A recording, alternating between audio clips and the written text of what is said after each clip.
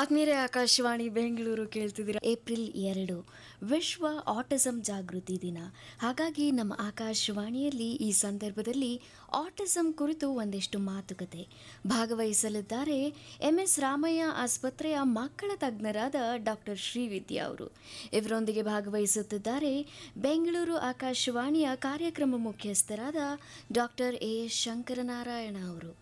ಆತ್ಮೀಯ ಕೇಳಿಗರೆ ನಮಸ್ಕಾರಗಳು ಹಾಗೂ ಕಾರ್ಯಕ್ರಮಕ್ಕೆ ಪ್ರೀತಿಪೂರ್ವಕವಾದಂಥ ಸ್ವಾಗತ. ಕೇಳಿಗರೆ, ಪ್ರತಿ ವರ್ಷ ಏಪ್ರಿಲ್ 2ನೇ ತಾರೀಖನ್ನು ವಿಶ್ವ ಆಟಿಸಂ ಜಾಗೃತಿ ದಿನ ಅಂಥೇಳಿ ಆಚರಣೆ ಮಾಡಲಾಗ್ತಾ ಬರ್ತಾ ಇದೆ. ಆಟಿಸಂ ಕುರಿತಂತಹ ಜಾಗೃತಿ ಮೂಡಿಸುವಂತಹ ಅನೇಕ ಕಾರ್ಯಕ್ರಮಗಳು, ಜಾಥಾಗಳು, ವಿಚಾರ ಸಂಕಿರಣಗಳು ಇತ್ಯಾದಿಗಳನ್ನು ಏರ್ಪಡಿಸುವ ಮೂಲಕ ಈ ನರನ್ಯೂನತೆ ಅಂತ ಹೇಳ್ಬೋದು, ಈ ನರನ್ಯೂನತೆ ಮತ್ತು ಅದರೊಂದಿಗೆ ಬೆಸೆದುಕೊಂಡಿರುವಂತಹ ಬೆಳವಣಿಗೆಯ ನ್ಯೂನತೆಯ ಕುರಿತು ಹೆಚ್ಚಿನ ಜಾಗೃತಿಯನ್ನು ಮೂಡಿಸೋದಕ್ಕೆ ಈ ಒಂದು ದಿನವನ್ನು ಆಚರಿಸಲಾಗ್ತಾ ಇದೆ. ಈಗ ಈ ಕುರಿತು ಹೆಚ್ಚಿನ ಮಾತನಾಡೋದಕ್ಕೋಸ್ಕರ, ಹೆಚ್ಚಿನ ಮಾಹಿತಿಯನ್ನು ಕೊಡೋದಕ್ಕೋಸ್ಕರ ಇವತ್ತು ನಮ್ಮ ಜೊತೆಗೆ ಬೆಂಗಳೂರು MS ರಾಮಯ್ಯ ವೈದ್ಯಕೀಯ ಕಾಲೇಜು ಮತ್ತು ಆಸ್ಪತ್ರೆಯ ಮಕ್ಕಳ ತಜ್ಞರಾದ ಡಾಕ್ಟರ್ ಶ್ರೀವಿದ್ಯಾ ಅವರಿದ್ದಾರೆ. ಶ್ರೀವಿದ್ಯಾ ಅವರ ಜೊತೆ ಮಾತಾಡ್ತಾ ಆಟಿಸಂ ಸಮಸ್ಯೆಯ ಕುರಿತು ಹೆಚ್ಚಿನ ಮಾಹಿತಿಯನ್ನು ಪಡ್ಕೊಳ್ಳೋಣ. ನಮಸ್ಕಾರ ಡಾಕ್ಟರ್ ಶ್ರೀವಿದ್ಯಾ ಅವರಿಗೆ ಮತ್ತು ಕಾರ್ಯಕ್ರಮಕ್ಕೆ ಆತ್ಮೀಯವಾದ ಸ್ವಾಗತ. ಧನ್ಯವಾದಗಳು. ನಮಸ್ಕಾರ ಎಲ್ಲರಿಗೂ, ಎಲ್ಲ ಕೇಳುಗರಿಗಳಿಗೂ. ಮೇಡಮ್, ನಾನೀಗ ಇಂಟ್ರೊಡಕ್ಷನಲ್ಲಿ ಹೇಳಿದೆ, ಪ್ರತಿ ವರ್ಷ ಏಪ್ರಿಲ್ 2ನೇ ತಾರೀಕು ವಿಶ್ವ ಆಟಿಸಂ ಜಾಗೃತಿ ದಿನವನ್ನು ಆಚರಿಸ್ತಾರೆ ಅಂಥೇಳಿ. ಈ ವಿಶ್ವ ಆಟಿಸಂ ದಿನಾಚರಣೆಯ ಧ್ಯೇಯ ಏನು, ಯಾಕೆ ಆಚರಿಸಬೇಕು ಅಂಥೇಳಿ?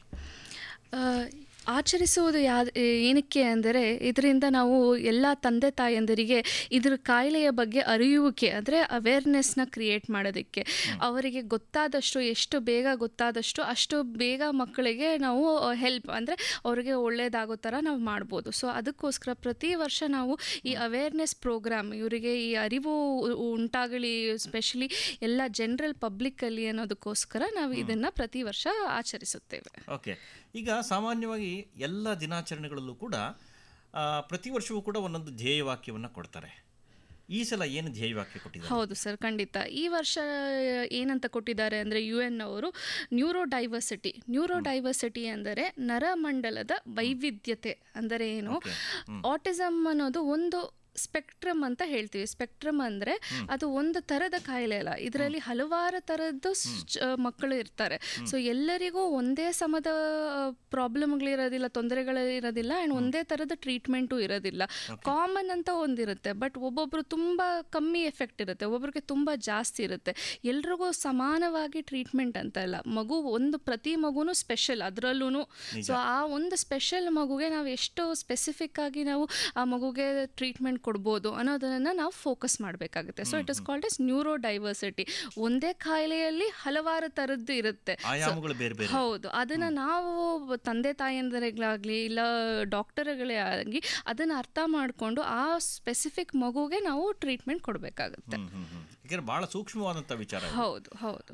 ಮುಖ್ಯವಾಗಿ ನರಗಳು ಅಂತ ಹೇಳಿದ್ರೆ ಬಹಳ ಸೂಕ್ಷ್ಮ. ಹೌದು, ಅದರಲ್ಲೂ ಮಿದುಳಿನ ನರಗಳು ಅಂತ ಹೇಳಿದ್ರೆ ಇನ್ನೂ ಸೂಕ್ಷ್ಮ. ಅದರಲ್ಲೂ ಬೆಳವಣಿಗೆ ಆಗುವ ಮಗು 2 ವರ್ಷ ತನಕ ಮುಖ್ಯವಾಗಿ ಮಕ್ಕಳಲ್ಲಿ ನರದ ಬೆಳವಣಿಗೆ ಆಗೋದು ಫಸ್ಟ್ 2 ವರ್ಷದಲ್ಲಿ. ಏನು ತೊಂದರೆ ಆಗುತ್ತೆ, ಇದು ಮಗುಗೆ ಪೂರ್ತಿ ಜೀವಂತರ ಪೂರ್ತಿ ಮಗುಗೆ ತೊಂದರೆ ಇರ್ಬೋದು, ಲೈಫ್ ಲಾಂಗು ಇರ್ಬೋದು, ಯಾವುದೇ ನರದ ಕಾಯಿಲೆ ಆಗಲಿ. ಸೊ ನಾವು ಅದನ್ನ ಎಷ್ಟು ಬೇಗ ನಾವು ಕಂಡು ಹಿಡಿತೀವಿ ಅಷ್ಟು ನಮಗೆ ಕಂಟ್ರೋಲ್, ರಿವರ್ಸಲ್ ಅಂದ್ರೆ ಆ ಮಗುಗೆ ಒಂದು ನಾರ್ಮಲ್ ಲೈಫ್ ಕೊಡೋ ಆಪರ್ಚುನಿಟಿ ಉಂಟು ಮಾಡ್ಬೋದು ಅವರಿಗೆ. ಅಂದ್ರೆ ದೇರ್ ಆರ್ ಚಾನ್ಸಸ್, ಅವಕಾಶಗಳಿವೆ.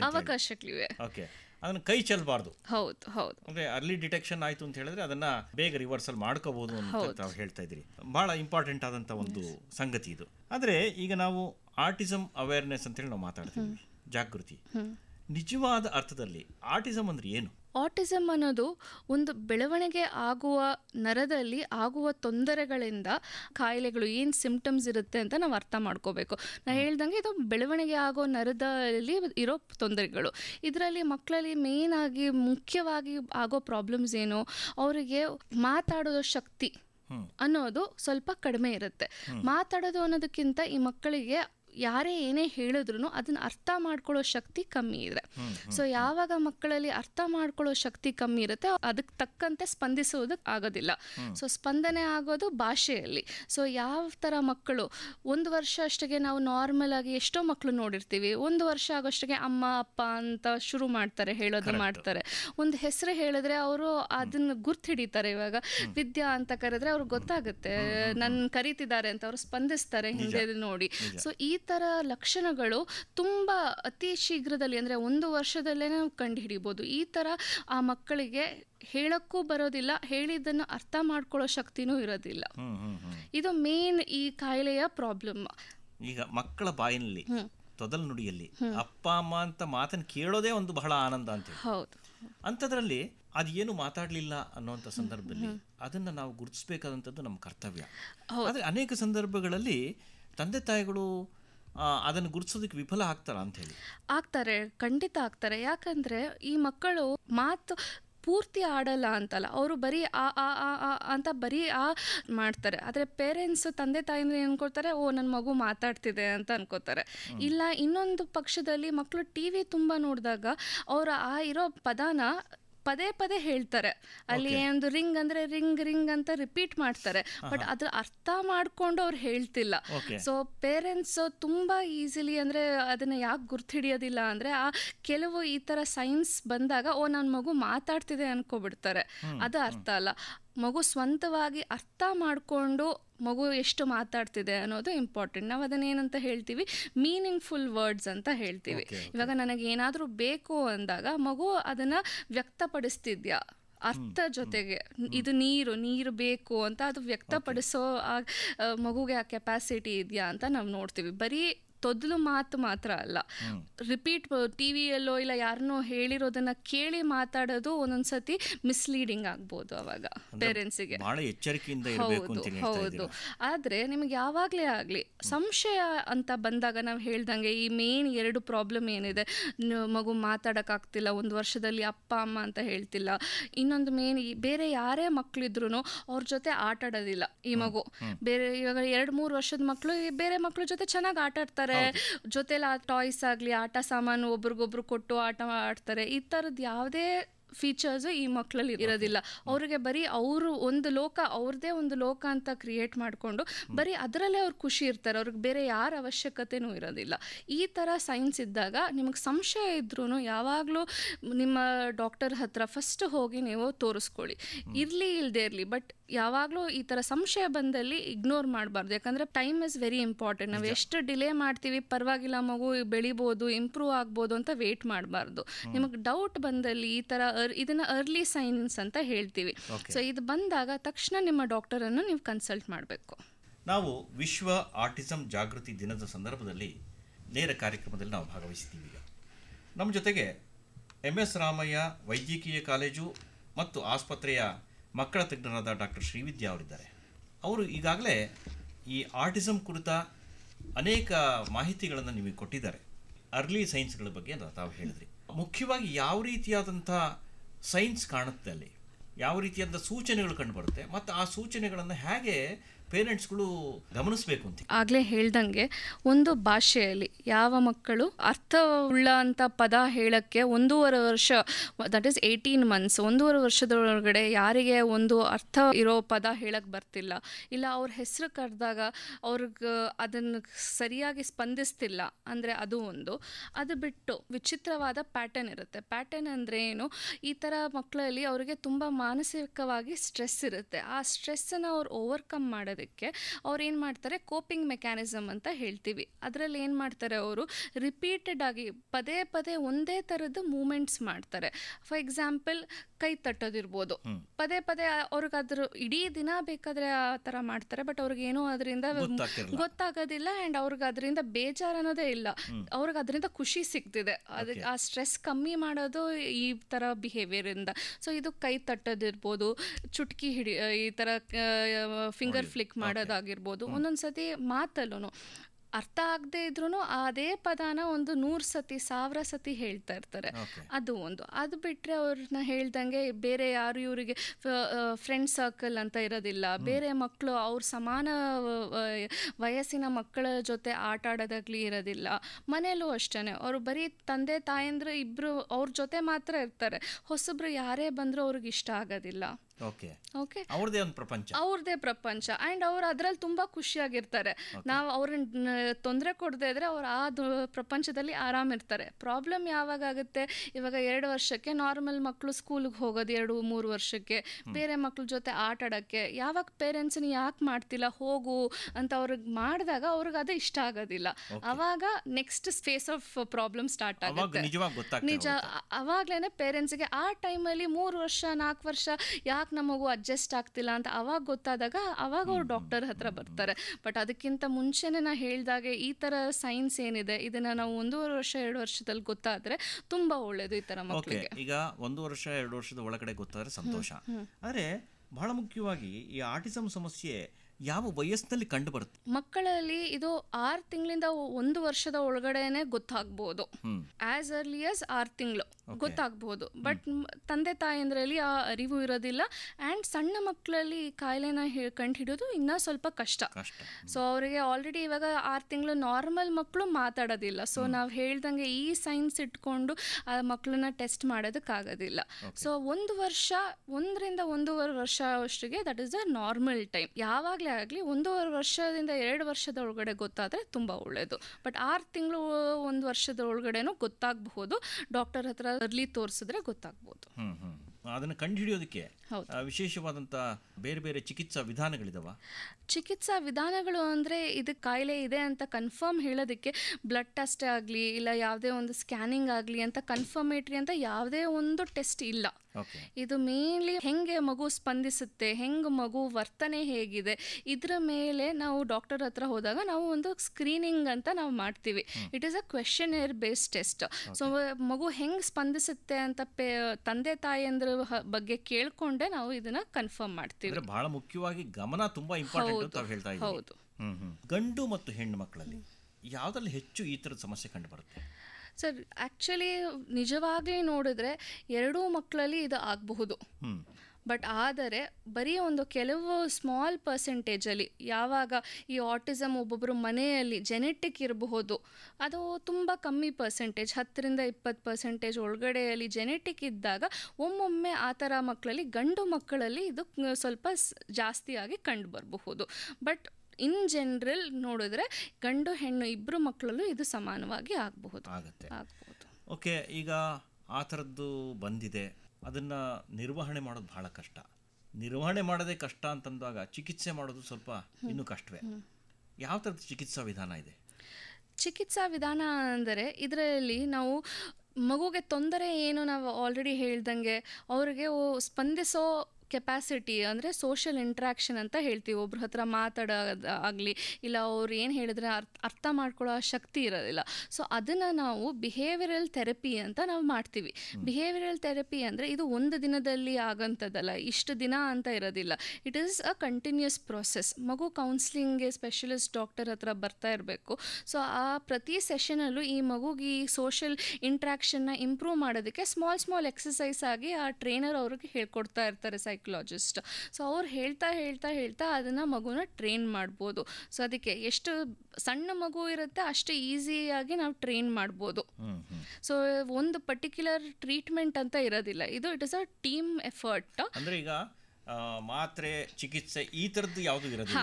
ಸೊ ಇದು ಮೇನ್ ಟ್ರೀಟ್ಮೆಂಟ್ ಇದೇನೆ. ಇದ್ರ ಜೊತೆಯಲ್ಲಿ ಒಮ್ಮೊಮ್ಮೆ ಏನಾಗುತ್ತೆ ಈ ಥರ ಮಕ್ಕಳಲ್ಲಿ ಒಬ್ಬೊಬ್ಬರಲ್ಲಿ ಈ ಫಿಟ್ಸ್ ಬರೋದು, ಸೀಜರ್ಸ್ ಅಂತ ಹೇಳ್ತೀವಿ, ಇಲ್ಲ ಒಬ್ಬೊಬ್ಬರಲ್ಲಿ ಅಗ್ರೆಸಿವ್ ಆಗಿ ತುಂಬ ವಿಪರೀತ ಕೋಪ ಮಾಡೋದು, ಸ್ವಲ್ಪ ಮಕ್ಕಳಲ್ಲಿ ಈ ಥರ ಆಗ್ಬೋದು. ಅಂಥವರಿಗೆ ಮಾತ್ರ ಮಾತ್ರೆಗಳು ಉಂಟು. ಬಟ್ ಈ ಕಾಯಿಲೆಗೆ ಮೇನ್ ಟ್ರೀಟ್ಮೆಂಟು ಮೆಡಿಕೇಶನ್ಸ್ ಅಲ್ಲ. ಸೊ ಪೇರೆಂಟ್ಸ್ ಆದವರು ಡಾಕ್ಟರ್ ಹತ್ರ ಹೋದ ತಕ್ಷಣ ಅವರು ಇಷ್ಟೊಂದು ಮಾತ್ರೆ ಕೊಡ್ತಾರೆ ಅಂತ ಅನ್ಕೋಬಾರ್ದು. ಸೊ ಇದು ಮೇನ್ ಬಿಹೇವಿಯರಲ್ ಥೆರಪಿ, ಅದರಿಂದಾನೇ ಈ ಕಾಯಿಲೆ ಇಂಪ್ರೂವ್ ಆಗ್ಬೋದು. ಮೆಡಿಕೇಶನ್ಸ್ ಬರೀ ಸಪೋರ್ಟ್ ಆ್ಯಂಡ್ ಕೆಲವು ಮಕ್ಕಳಲ್ಲಿ ಮಾತ್ರ ಬೇಕಾಗಬಹುದು. ಒಂದು ವೇಳೆ ಚಿಕಿತ್ಸೆ ಪಡೆದಿದ್ರೆ ಆಯ್ತಾ, ಅಥವಾ ಪಡೀತಾ ಇದ್ದಿದ್ದು ನಿಲ್ಲಿಸಿದ್ರೆ ಯಾವ ರೀತಿಯಾದ ಅಡ್ಡ ಪರಿಣಾಮಗಳು ಆಗ್ಬೋದು ಅಂತ ಹೇಳ್ತೀವಿ? ಇವಾಗ ಚಿಕಿತ್ಸೆ ತಗೊಳ್ಳೇ ಇಲ್ಲ ಅಂದರೆ ಏನಾಗುತ್ತೆ, ಈ ಮಕ್ಕಳು ಇವರಿಗೆ ನಾರ್ಮಲ್ ಆಗಿ ಎಜುಕೇಷನ್, ಇವಾಗ ಇಂಥ ಮಕ್ಕಳಲ್ಲಿ ಅರ್ಥ ಮಾಡ್ಕೊಳ್ಳೋ ಶಕ್ತಿ ಇರೋದಿಲ್ಲ. ಸೊ ಇವ್ರನ್ನ ಸ್ಕೂಲಿಗೆ ಹಾಕಿದ್ರು ಇವ್ರ ಪಾಪ ಏನೂ ಓದೋಕ್ಕಾಗೋದಿಲ್ಲ, ಕಲಿಯೋಕ್ಕಾಗೋದಿಲ್ಲ, ಹಿಂದುಳಿತಾರೆ. ಬರೀ ಓದಂತ ಅಲ್ಲ, ಈ ಥರ ಮಕ್ಕಳು ಬಾಕಿ ಬೆಳವಣಿಗೆ, ಆಟ ಆಡೋದಾಗಲಿ, ಸ್ಪೋರ್ಟ್ಸ್ ಆಗಲಿ, ಯಾವುದರಲ್ಲೇ ಆಗಲಿ ಅವರು ಭಾಗವಹಿಸೋಕ್ಕಾಗೋದಿಲ್ಲ. ಆ್ಯಂಡ್ ಒಬ್ಬರ ಜೊತೆ ಇವಾಗ ನನಗೇನಾದ್ರು ತೊಂದರೆ ಆಯಿತು ಅಂದರೆ ಅದನ್ನು ಸ್ವಂತ ತಂದೆ ತಾಯಿಗೆ ಹೇಳ್ಕೊಳ್ಳೋ ಆ ಕೆಪಾಸಿಟಿನೂ ಈ ಮಕ್ಕಳಲ್ಲಿ ಇರೋದಿಲ್ಲ. ಸೊ ಅವರು ಓವರ್ ಟೈಮ್ ಅವರಿಗೆ ಈ ಥರದ ಅವಕಾಶಗಳು ಇರೋದಿಲ್ಲ. ಇದರಿಂದ ಮಾನಸಿಕವಾಗಿ ತುಂಬ ಡಿಪ್ರೆಷನ್ಗೆ, ಆಂಗ್ಸೈಟಿ, ಈ ಥರ ಪ್ರಾಬ್ಲಮ್ಗೆ ಹೋಗೋ ಚಾನ್ಸಸ್ಸು ಇರುತ್ತೆ.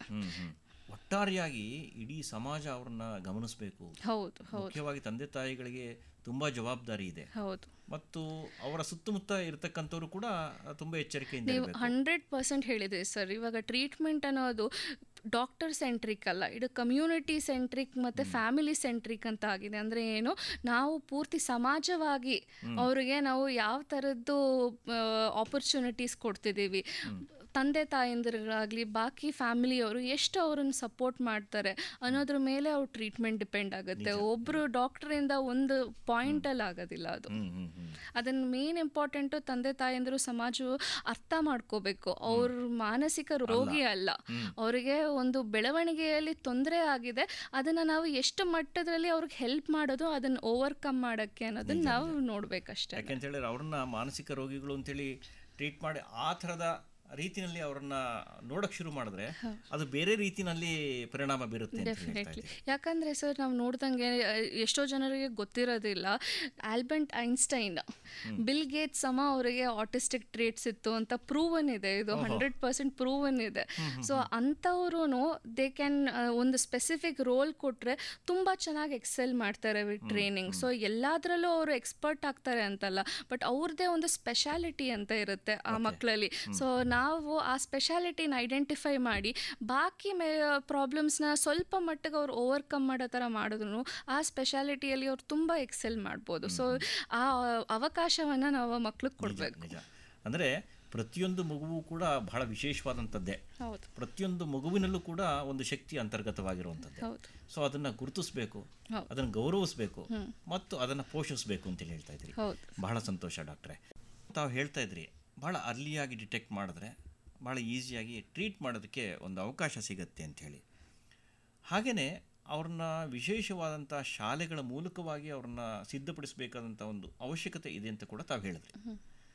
ಅವ್ರಿಗೆ ಎಜುಕೇಷನ್ ಯಾವ ಥರ ಕೊಡಬೇಕು? ಈ ಥರ ಮಕ್ಕಳಲ್ಲಿ ಎಜುಕೇಷನ್ ನಾರ್ಮಲ್ಲು ಇರ್ಬೋದು, ನಾರ್ಮಲ್ ಮಕ್ಳಿಗೆ ಕೊಟ್ಟಂಗೂ ಇರ್ಬೋದು, ಇಲ್ಲ ಸ್ಪೆಷಲ್ ಎಜುಕೇಷನು ಬೇಕಾಗ್ಬೋದು. ನಾನು ಹೇಳ್ದಂಗೆ ಎಲ್ಲ ಮಕ್ಕಳು ಒಂದೇ ಸಮಯದಲ್ಲಿ ಅವರಿಗೆ ತೊಂದರೆ ಇರೋದಿಲ್ಲ. ಒಬ್ಬೊಬ್ಬರಲ್ಲಿ ಇಂಟೆಲೆಕ್ಚುವಲ್ ಪ್ರಾಬ್ಲಮ್ ಇರ್ಬೋದು, ಅಂದರೆ ಅವ್ರದ್ದು ಇಂಟೆಲೆಕ್ಚುವಲ್ ಅಷ್ಟು ಇಲ್ಲದೆ ಇರಬಹುದು, ಅವರಿಗೆ ಸ್ಪೆಷಲ್ ಟ್ರೈನಿಂಗ್ ಬೇಕಾಗುತ್ತೆ. ಒಬ್ಬೊಬ್ಬರಲ್ಲಿ ಇಂಟೆಲೆಕ್ಚುವಲಿ ತುಂಬ ಸ್ಮಾರ್ಟ್ ಇರ್ತಾರೆ ಮಕ್ಕಳು, ಬಟ್ ಅವ್ರಿಗೆ ಆ ಅರ್ಥ ಮಾಡ್ಕೊಳ್ಳೋ ಶಕ್ತಿ ಮತ್ತು ಮಾತಾಡೋ ಶಕ್ತಿ ಕಮ್ಮಿ ಇರುತ್ತೆ. ಸೊ ಆ ಟ್ರೈನಿಂಗ್ ನಾವು ಕೊಟ್ಟು ಅವರನ್ನು ಮತ್ತೆ ನಾವು ಅಸೆಸ್ ಮಾಡಬೇಕಾಗುತ್ತೆ, ಈ ಮಕ್ಕಳು ನಾರ್ಮಲ್ ಸ್ಕೂಲಲ್ಲೂ ಓದಬಹುದಾ ಅಂತ. ಸೊ ಎಷ್ಟೋ ಮಕ್ಕಳು ಈ ಟ್ರೈನಿಂಗ್ ತೊಗೊಂಡು ಇಂಪ್ರೂವ್ ಆಗಿ ನಾರ್ಮಲ್ ಸ್ಕೂಲಲ್ಲೂ ನಾರ್ಮಲ್ ಎಜುಕೇಷನ್ನು ಮಾಡಬಹುದು. ಸೊ ಎಲ್ಲ ಮಕ್ಕಳಿಗೂ ಒಂದೇ ಥರದ ಟ್ರೀಟ್ಮೆಂಟ್ ಇರೋದಿಲ್ಲ. ಪ್ರತಿ ಮಗುದು ಎಷ್ಟು ತೊಂದರೆ ಇದೆ ಅಂತ ನಾವು ನೋಡಿಕೊಂಡು ಅದಕ್ಕೆ ತಕ್ಕಂತೆ ಥೆರಪಿ ಕೊಟ್ಟು ಆಮೇಲೆ ಅವರನ್ನು ಕಂಟಿನ್ಯೂ ಮಾಡಬೇಕಾಗತ್ತೆ. ಎಷ್ಟೋ ಮಕ್ಕಳಿಗೆ ಅವ್ರಿಗೆ ತುಂಬ ಹೊತ್ತು ಸಪೋರ್ಟ್ ಬೇಕಾಗುತ್ತೆ, ಒಬ್ಬೊಬ್ಬರು ಕೋಪಪ್ ಆಗಿ ನಾರ್ಮಲ್ ಎಜುಕೇಷನ್ಗೂ ಹೋಗ್ಬೋದು. ಬಟ್ ಆ ಥರ ಹೋದಾಗ್ಲೂ ಆ ಥರ ಮಕ್ಕಳನ್ನ ನಾವು ಫ್ರೀಕ್ವೆಂಟ್ ಆಗಿ ಕರೆದು ಚೆಕ್ ಮಾಡ್ತಿರ್ಬೇಕು. ಯಾಕಂದರೆ ಆ ಮಕ್ಕಳು ಹೇಳ್ಕೊಳ್ಳೋದಿಲ್ಲ. ಸ್ಕೂಲಿಗೆ ಸೇರಿಸಿದ ಮೇಲೂ ಆ ಮಗು ಚೆನ್ನಾಗಿ ಮಾಡ್ತಿದ್ಯಾ, ಆ ಮಗುಗೆ ಬೇರೆ ಏನಾದರೂ ತೊಂದರೆ ಆಗ್ತಿದೆಯಾ, ಹೆಂಗೆ ಬೇರೆಯವ್ರ ಜೊತೆ ವರ್ತಿಸ್ತಿದೆ, ಅದನ್ನು ನಾವು ಕ್ಲೋಸ್ ಆಗಿ ನೋಡ್ಕೋಬೇಕಾಗತ್ತೆ.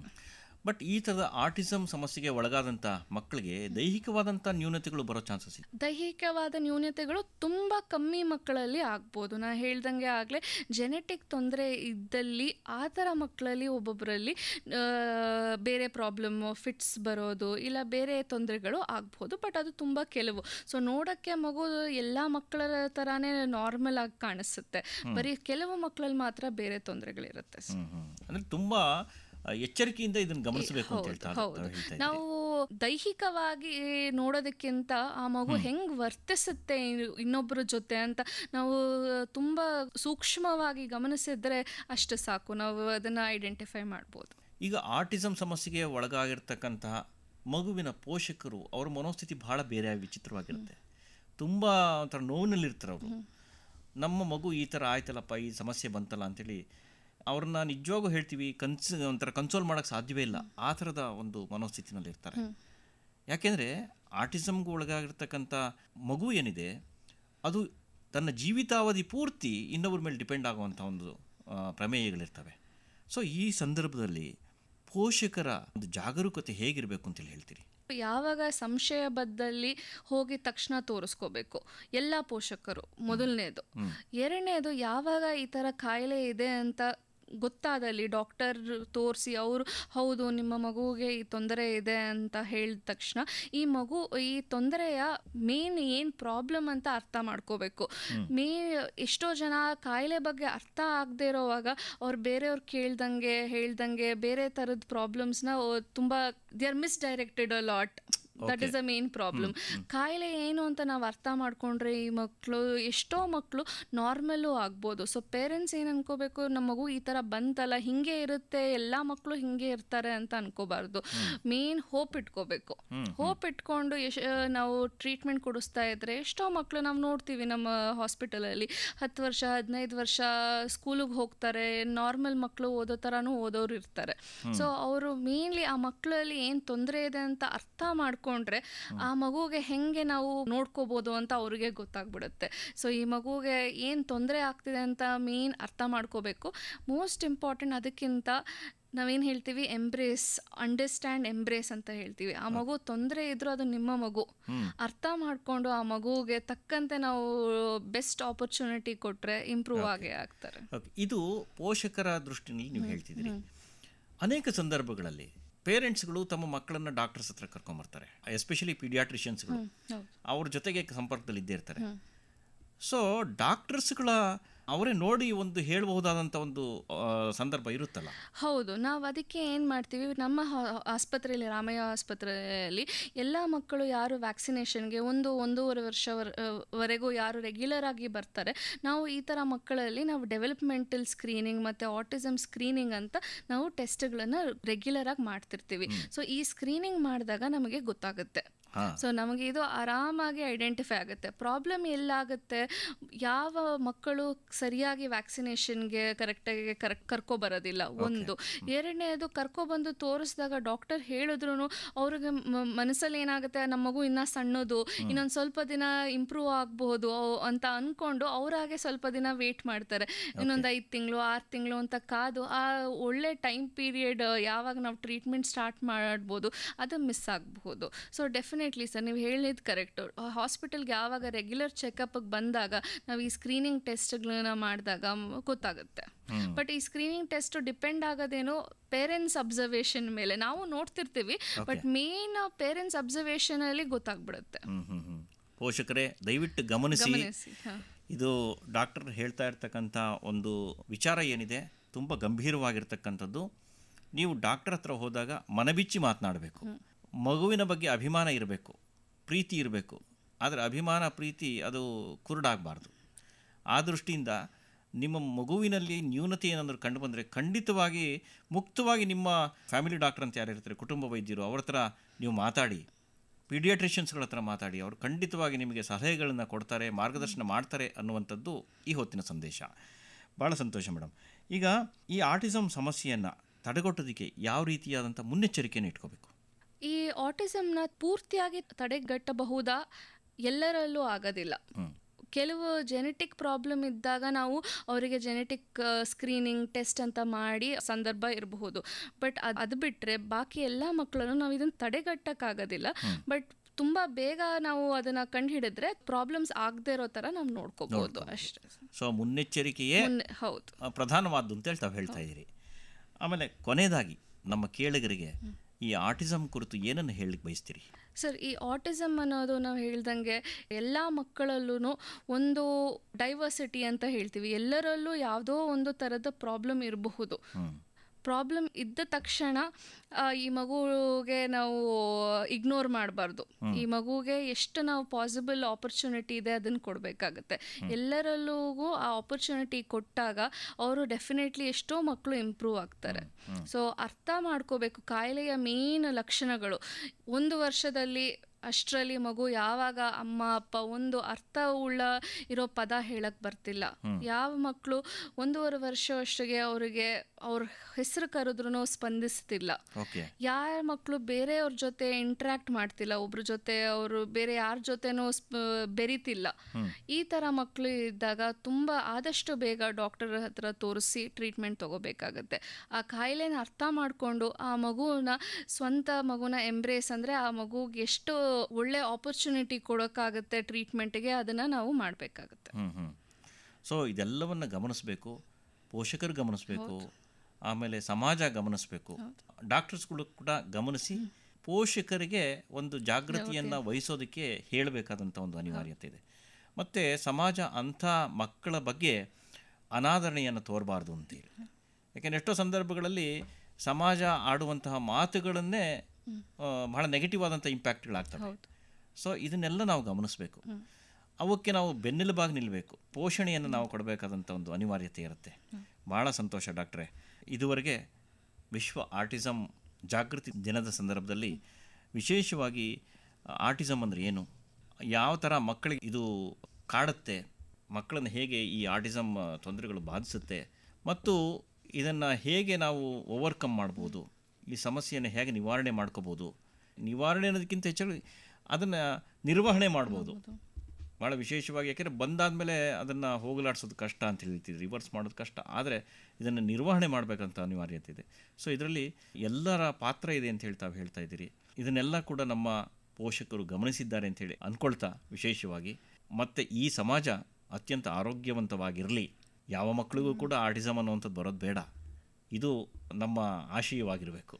ವಿಶ್ವ ಆಟಿಸಮ್ ಕುರಿತಂಥ ಜಾಗೃತಿ ದಿನದ ಸಂದರ್ಭದಲ್ಲಿ ಆಟಿಸಮ್ ಕುರಿತು ಒಂದು ಅವೇರ್ನೆಸ್ಸನ್ನು ಮೂಡಿಸೋದಕ್ಕೆ ತಾವು ಕಾರಣರಾಗಿದ್ದೀರಿ. ನಮ್ಮ ಎಲ್ಲ ಕೇಳುಗರ ಪರವಾಗಿ ನಿಮಗೆ ಧನ್ಯವಾದಗಳನ್ನು ಹೇಳ್ತಾ ಇದ್ದೀನಿ. ನಮಸ್ಕಾರ. ನಮಸ್ಕಾರ, ಧನ್ಯವಾದಗಳು. ಈ ಸೆಷನಿಂದ ಆದಷ್ಟು ಪೇರೆಂಟ್ಸ್, ಪೋಷಕರಿಗೆ ಇದರ ಅರಿವು ಉಂಟಾಗಿ ಅವರು ಆ ಕಾರಣದಿಂದ ಅವ್ರ ಮಕ್ಕಳನ್ನು ಅತಿ ಶೀಘ್ರದಲ್ಲಿ ಕರ್ಕೊಬಂದು ತೋರಿಸಿದ್ರೆ ನಮಗೆ ಅದೇ ತುಂಬ ಸಂತೋಷ. ನಮ್ಮಿಂದ ಈ ಸಮಾಜಕ್ಕೆ ಎಷ್ಟು ಒಳ್ಳೆಯದಾಗುತ್ತೆ ಅದನ್ನು ನಾವು ಮಾಡೋಕ್ಕೆ ರೆಡಿ ಇದ್ದೀವಿ. ಆಗಲಿ ಮೇಡಮ್, ಥ್ಯಾಂಕ್ ಯು, ಧನ್ಯವಾದಗಳು. ಧನ್ಯವಾದಗಳು.